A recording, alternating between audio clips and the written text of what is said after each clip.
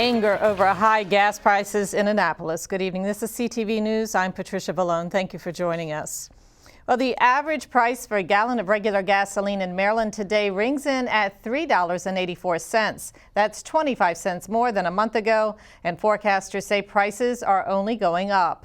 Meanwhile, Governor O'Malley wants the 6% state sales tax to apply to gasoline to generate more revenue to fund transportation needs. Opponents say the timing could not be worse and held a rally today in protest. The group you see behind me has gathered in Annapolis today to protest the governor's plan to increase the gas tax. Now, the governor says the revenue would go to needed road and transit projects, but protesters here say his plan is just bad for business. This, of all times, is probably the worst time in history to try to do this. With the price of a gallon of regular gasoline pushing past the $4 mark in parts of the state, Marylanders are pinching their purse strings. Business owners say the governor's plan to raise the gas sales tax by 2% each year for the next 3 years will make things worse. We could lose employees over this because it could be what breaks the straw for them. I think we have an economy in the state of Maryland that's starting to recover, but by no means is it safe to go disturbing anything in it. I think this is going to turn the economy right back upside down, so I'm totally against it.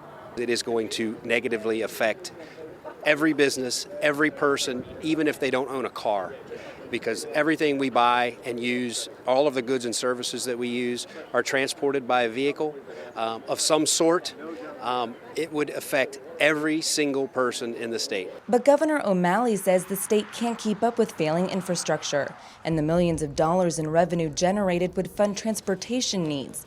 Nonetheless, protesters say they hope the governor hears their message. Those good, hard-working Marylanders, that working class that you profess to protect, this hurts them. You took the money that they already paid into the Transportation Trust Fund, spent somewhere else, and you're asking them to pay again. It's unnecessary. They can't afford it. Now, some state leaders who voiced their support for the governor's proposal before the session started have since backed away from their position. Senate President Mike Miller said he would support a special session to handle this issue. From Annapolis, I'm Rochelle Metzger, CTV News. The last gas tax increase was back in 1992. Supporters say higher material and labor costs today mean the state is bringing in less revenue. If passed, the bill and the first 2% tax hike would take effect on July 1st. Well, meanwhile, the governor rallied today for his transportation bill. He addressed a joint hearing, pointing out that the state is facing a population growth and aging roadways. His measure would provide $613 million in revenue over several years for infrastructure upgrades. Bridges do not repair themselves or rebuild themselves. Minneapolis, Kentucky, Ohio are not the only places where bridges crumble as they get older. Our transportation infrastructure here in Maryland does not grow broader or stronger with age. No one has wanted to address this problem for 20 years. And every year, therefore, our people are paying an increasing cost for this inaction. In addition, about 75,000 new jobs would be created as part of the effort to improve the state's transportation infrastructure. A bank robber who hit an M&T got away with money but did not get far. The man went into the bank on Bowie Road and gave the teller a note demanding money just before 10 o'clock this morning.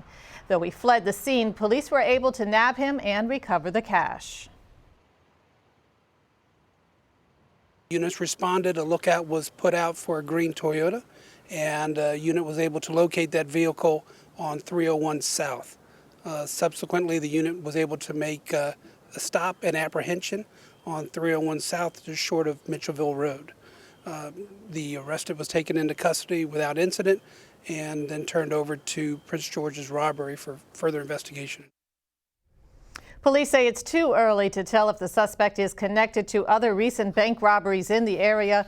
They have not released his name. A 19-year-old University of Maryland student is expected to remain in a hospital under psychiatric care for several more days.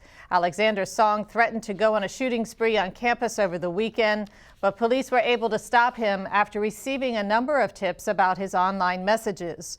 After he is released from the hospital, Song will be taken into custody by police on charges of disturbing school activities. Then he will appear before a commissioner for a bond hearing. Well, starting next week, CTV News will bring you a special series on education as we examine the achievement gap in Prince George's schools and compare it to neighboring jurisdictions. Join us as we talk to former students, current teachers, and parents as they analyze the school system from within. The series will start airing Wednesday, March 21st. And you're watching CTV News. I'm Patricia Vallone.